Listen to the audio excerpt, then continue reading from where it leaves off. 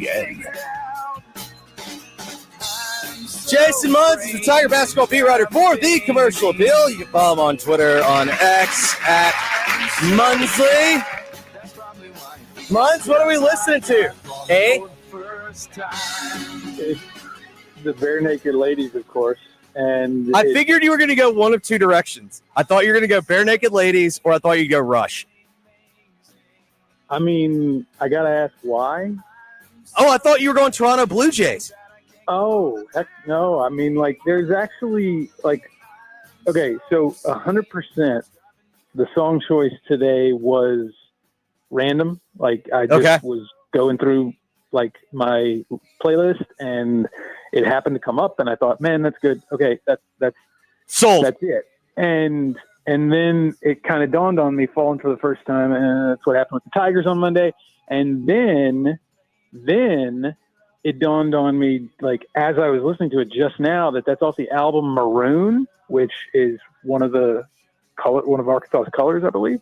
And then they cut it as maroon, or they go. I want to say they go crimson. Well, maybe. Either way, it's the same color. But yes, continue. It all comes out in the wash. But then it dawned on me also. I'm almost positive that album came out the same year John Calipari was hired at Memphis. Almost positive of that. And so, yes, all of that was complete coincidence. And then you tack on the Blue Jays stuff. I'm all for it. Yes, I did it on purpose. Yes. Yeah, totally. I guess my only problem with them now is, like, I get it. I know things happen, but it's like the Bare Naked Ladies. It's the same thing to me. It's like Blink-182 is Mark Hoppus, Tom DeLonge, Travis Barker. Like, Bare Naked Ladies, I don't really care who the other guys are, but it's Ed Robertson and Stephen Page. And now that Stephen's not in there, it's like, I just don't care. Yeah, I fully understand all that. The one thing that, like, I mean, you know, I liked Bare Naked Ladies because they were popular quarter century ago or whatever. And that was all good and it's fine. And it is, you know, it's good music or whatever. But I found a new appreciation for them maybe 10 years ago or so. I was reading an interview. Somebody interviewed Paul McCartney, and they were asking him, you know, like, what some of his favorite bands are. And he said one of them is the Bare Naked Ladies. So if they're good enough for Sir Paul, then who? You know, I like the Bare Naked Ladies. Yeah. First concert I ever saw, by the way, Paul McCartney in New Orleans at the Superdome when I was very young. That beats mine. Britney Spears, Mud Island Amphitheater. Oh my goodness! Hit Me Baby One More Time tour. She came back around 11 months later for the Drive Me Crazy tour at the Pyramid. but that was the first concert that, like, wow. Yeah. I mean, so what is that? I think that's 99. I think. Wow. Maybe it was 98. It was. I will say, I should back up. I was taken to a concert before the Paul McCartney concert in New Orleans. It was Huey Lewis in the News.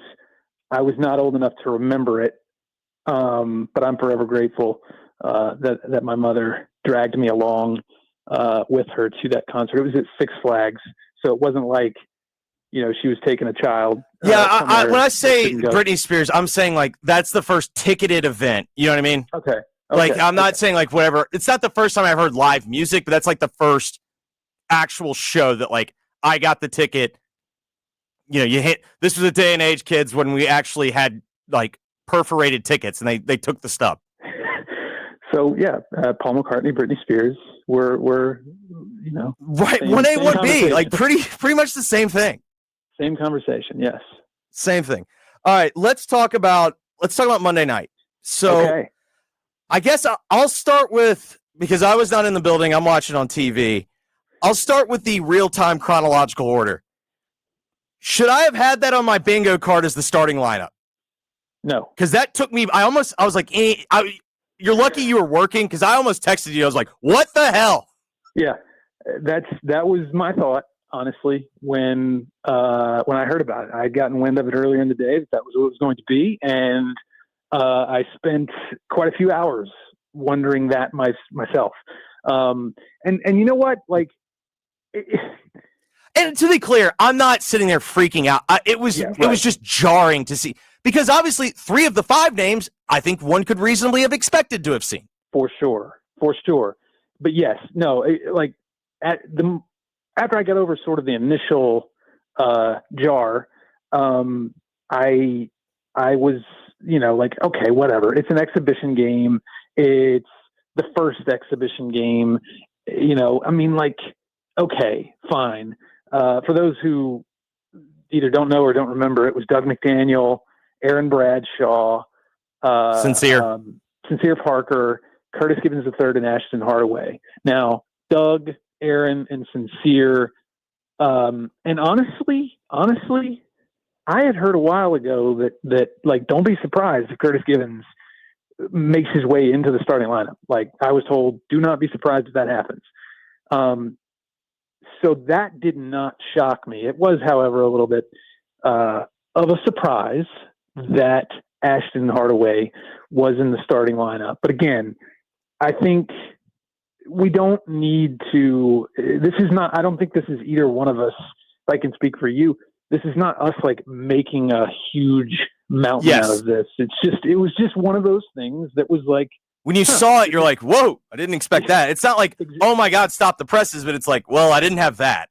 Right, exactly. And then Penny even said after the game, he was like, no, like, I fully, like, he said before he even made out that starting lineup, he had already decided that whatever it was going to be wasn't going to be that the next game. So, that bears mentioning. And honestly, like, I could see it getting flipped in a variety of ways for Auburn tomorrow night. Like, sure. I could honestly see, more than one piece being moved, in and out. So, but it was, you're right. It was a little bit like, whoa, didn't expect that. And to be clear, Hurd came on last segment, and it sounds like Hurd's been at practice. Mm-hmm. And I know Penny even said this, so this wouldn't be breaking news to you, but for those that are out there, he is very much experimenting right now. Yes. He said that even before the game, but also after the game. And he was asked, apart from the starting lineup, he's like, you played, the question was like, you played 11 guys, and you said before that you probably were going to play 11 guys or thereabouts. Are you sticking with that? Like, do you think, based on what you saw tonight in the Arkansas game, like, are you going to continue to do that? And he was like, no, I don't think so. So it seemed like something turned him off about playing that many guys in the game against Arkansas. I don't know. We'll see. I could still see him playing 11 against Auburn, and even possibly into the season a little bit. But when he was talking about that, the deep rotation in the starting lineup, he like, I think he even said, I'm trying to get a better sense of who works well together, who works well in what situations. And it's the very definition of experimentation. Okay. Then the second note that I had was, were the officials instructed to call it like literally like as tight as humanly possible? I give up, man. Like, these exhibitions and the whistles, I give up. Like, they called 25 fouls in the first half, Jeffrey. Listen, I don't know what it was like in the building, and maybe if you're there, it didn't. That game on television felt like the longest 2.5 hours I've ever watched. I can't believe it only lasted 2.5 hours. I think it was the final note. I think was 2:36. Let me say. Oh no! Hey, I lied. Oh, it was only 2 hours and 27 minutes. Get out of here! There's no way. But remember, it started 25 minutes late. I know that's like, even I was going to say that, like, it the referee's like, hey guys, this is a bit of a late start. This is an exhibition. Yeah, I would have thought there would have been some incentive, like, let's get it moving, boys. Yeah, but no, absolutely not. And then, like I said, I mean, I don't know what's going on anymore with officials and exhibition games, because it was last year, if anyone remembers, the Memphis Alabama game in Huntsville where during the game, not during a timeout, during the game, as as play is going on, Nate Oates called Penny over in front of media row to midcourt to pitch the idea to him. Hey, I got it was 10 minutes into the game, and he's like, hey Penny, I've got 3 guys already in foul trouble because these refs are going a little bit crazy with these whistles. Let's go to them during the next timeout and ask them not to count fouls anymore for the game. Nobody fouls out, and they did, and the refs agreed, and everybody agreed, and there were no foul outs. And so it's just I don't know what's going on with refereeing in exhibition games anymore. Well, and then I know obviously Doug was phenomenal, but the other thing that I noted was, again, I didn't really care what the stat sheet said, but given the assignment he drew, I was pretty pleased with Aaron Bradshaw. Same here. I was too. What did he finish with? 8? I think it was 8, but he was 4 for 4 from the line, and he took 1 3. But I think Arkansas's bigs are pretty good, and I think part of the reason he's in Memphis is some of the athleticism of the bigs in the Big Ten gave him problems, and he had trouble getting on the floor. I thought he acquitted himself pretty well. Yeah, I agree. He fouled out after 8. He played 18 minutes and he fouled out, and he finished with, I think, 8 and 4 or something like that. I don't think he had any blocks or any steals, but I want to say he took 1 3 and he missed it. Yeah. I feel like you'll see a little bit more of that from him moving forward. Maybe not against Auburn, but we'll see. But a couple of, there was some not so good stuff. He went up once for a dunk, and I think it was on Nick Pringle, and who I think is at least a couple of inches, maybe 3 certainly inches. Again, I don't care what they're listed at, but it certainly felt like he was bigger. Pringle bigger than Bradshaw? No, I'm sorry, Bradshaw's bigger than Pringle because they list him they list Pringle at 6'10". Okay, so no, yeah, so Aaron's at least 2 or 3 inches taller by the listed height, and yet Pringle blocked his dunk attempt, and it was a legit, just straight up blocked his shot. And that's not, you don't like that necessarily, but I will say on the same play, Aaron out toughed Pringle for the rebound. He got the loose ball, and I want to say he went back up for another shot and was fouled. Good old stat play. Yeah. So you like that, he didn't give up on the play, and, he might've gotten out toughed initially, but then he out toughed the guy who out toughed him. And so I thought that was it was not so hot. And then it was okay, well, he made up for it. And I thought that was an encouraging sign from him. But, overall, I think it was a positive night for Aaron Bradshaw, but also there was some, there's some stuff that I think he can clean up and will be able to do it against the not Arkansas of the world. Okay, then the other note, and this definitely falls into the overreaction category, but the other note was Doug might be the only person I'd give a green light to. I love overreacting. Football brain.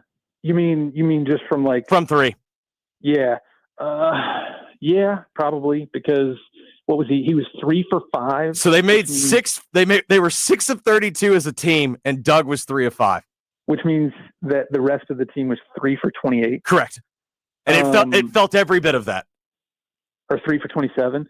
Yeah, that's not super good. 6 for 32 ain't great to begin with. But now, to be fair to Memphis a little bit, I didn't look at it so close to be able to say this is just when they started jacking up threes because they were losing and they were just bad. I still, in the first half, it was still bad. Let's see, first half alone, it was better because it was 4 of 14, but it still wasn't great.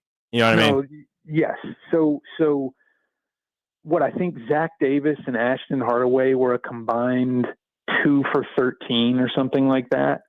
something like that. And then I think Curtis was 1 for 6. Ashton was 1 for 7. As we mentioned, Bradshaw 0 for 1, Sincere 0 for 1, Barry 0 for 4, Davis 1 for 6, Abdul Hakim 0 for 1, Thedford 0 for 1.